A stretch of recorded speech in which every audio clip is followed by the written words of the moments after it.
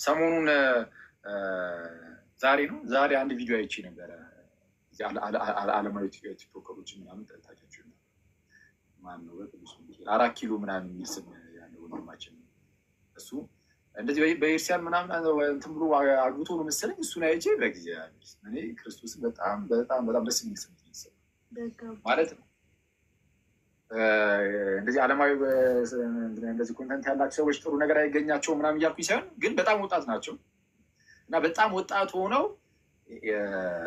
ምንድነው ዓለማዊ ኮንተንት ምንም ይስሩ ግን ጋብቻ ግን መንፈሳዊም ጭምር ስለሆነ በኢርሲያናችን ውስጥ ጋብቻ ላይ ሲደርስ ወደ ቸርች መሄድ በጣም ትልቅ ነገር ነው።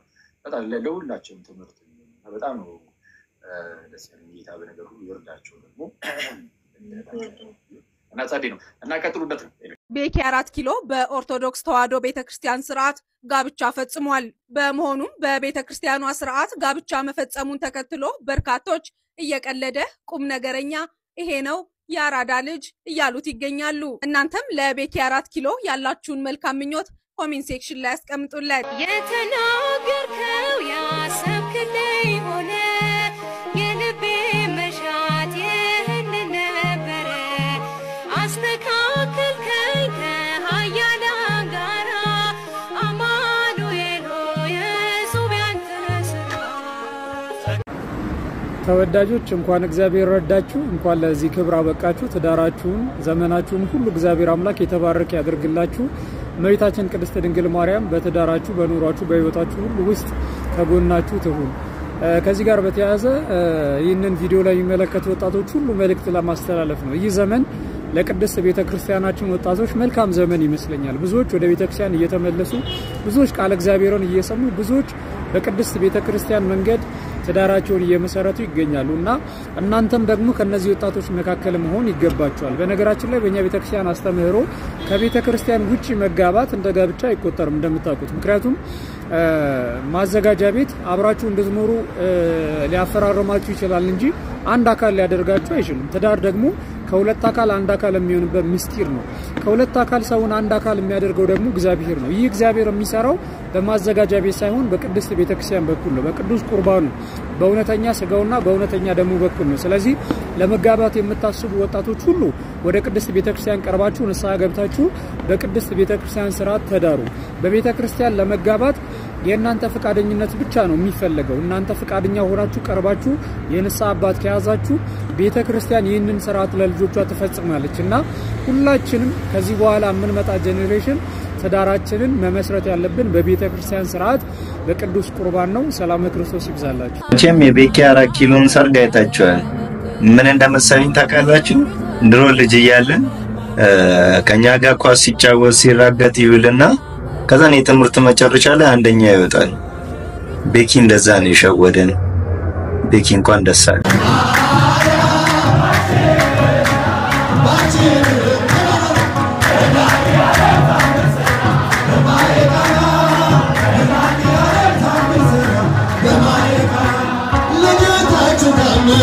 የማይሆን መስሎ የታየንም እግዚአብሔር ሆኖ ስላየንም እንዳሳብ ልጆች ተሰልፈን ስሙን በቅኔ ለማመስገን የተባረክ በመዳፉ ቀንን ያብሳል ሁሌ ባፉ ከመላእክት ጋር አንድ ሆነናል። የእግዚአብሔር ሥራው መስጦናል። ይህን ላደረገ ሃሌሉያ እጆቻችሁን ምስጋና አቅርቡ። ሁልጊዜ በቃሉ ቃሉ ቢጎድል የወይን ጠጁ ያስባል ጌታ ለወዳጁ መናኛው ይውጣ አዲስን ጠጣ ጌታን ይዘን አቤኔዘር ነው መዝሙራችን።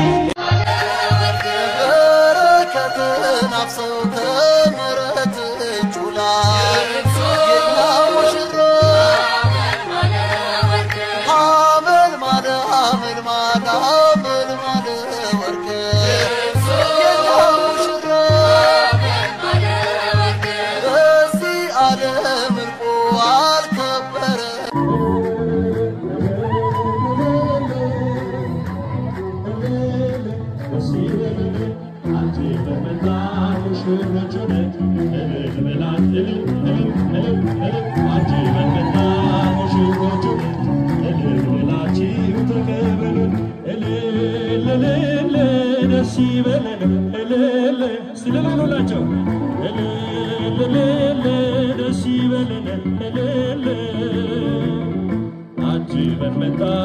ሙሽሮቹን እልል ብላችሁ ተቀበሉን አጅበን መጣን ሙሽሮቹን ተቀበሉን እመቤታችን ባንቺ ምልጃ ድንግል ማርያም በተክሊል ለማግባት የሚያስፈልጉ 7 መስፈርቶች ዛሬ 5ቱን ነገራችኋለሁ። ኮሜንት ላይ ከተጠቀማችሁ ጠቅሞናል በሉ። አንደኛ የሃይማኖት አንድነት፣ ብርሃን ከጨለማ ጋር ብረት የለውም። ኦርቶዶክሳዊ ሴት ከኦርቶዶክሳዊ ወንድ ጋር ብቻ ቤተክርስቲያናችን የምትፈቅደው፣ እሷም በሃይማኖታ እኔም በሃይማኖት የሚባል ነገር አይሰራም። ሁለተኛ በድንግልናና በንጽህና መቆየት፣ ድንግል ንጽህናችሁን የጠበቃችሁ መሆን አለባችሁ። በተረፈ እሷ ድንግል ሆና እሱ ድንግል ካልሆነ ትችላላችሁ፣ እሱ ድንግል ሆና አንቺ ድንግል ካልሆነ ትችላላችሁ። የሚያለያያችሁ ግን ሽልማት ድንግል ላለው ሰው ተክሊል ይገባዋል፣ ለሌላው ግን አይገባው፣ ግን መጋባት ትችላላችሁ። ሶስተኛ ንስሐ አባትና ንስሐ ሳይገባ ወደ ስርዓተ ተክሊል መጓዝ አይችልም። አራተኛ ኢኮኖሚ ሲባል 4 ጎም ያለው ይሄ ቤት ምናምን ነገር ምናምን ብሎ በጣም ሰፋ ያለ ህይወት ሳይሆን ሪስክ መውሰድ የሚችል ቤተሰቦችን ማስተዳደር የሚችል ክርስቶስ የቤተክርስቲያን ራስ እንደሆነ ወንድ ልጅም የቤት ራስ ነው። ሴት ልጅ ደግሞ አጋዥ መሆን አለባት፣ አድቫይዘር መሆን አለባት። ተሳስቦ መኖር የሚችል ባልና ሚስት መሆን አለባችሁ። አራተኛ እድሜ በጣም ወሳኝ ነገር ነው። በቤተክርስቲያናችን ያላቻ ጋብቻ እጅግ የተከለከለ ነው። ብችሉ ከ18 ዓመት በላይ መሆን አለባችሁ ፍትሐ ነገሥቱ እንደሚያዘው። አምስተኛ ደግሞ መፈቃቀድ የሌለው ትዳር እጅግ የተከለከለ ነው፣ እጅግ የተወገዘ ነው። ጣልቃ ገብነት ያለው ይሉኝታ ምናምን የሚባል ነገር አይሰራም። ሁለታችሁ ልብ ለልብ መገናኘት አለባችሁ፣ በፍቅር መታሳሰር አለባችሁ። ነገ ፍቺ ስለሚያጋጥም ክርስቶስ ፍቺን እጅግ አጽፎ ስለሚጠላ ማለት ነው። ሁለቱን ጨምሩበት። አመሰግናለሁ። እንዴት ካህን ይሞት ካህን ይቀበር ሙሽራ ወርቅ መጸንጸኛው የወርቅ መቋሚያው የብር ሙሽራ ወርቅ ያችን ይዝና ቀለም ሲናገር ባለቃል ማርያም በነሽ በምን አንደበቴ እንዴት ባለቃል ማርያም በነሽ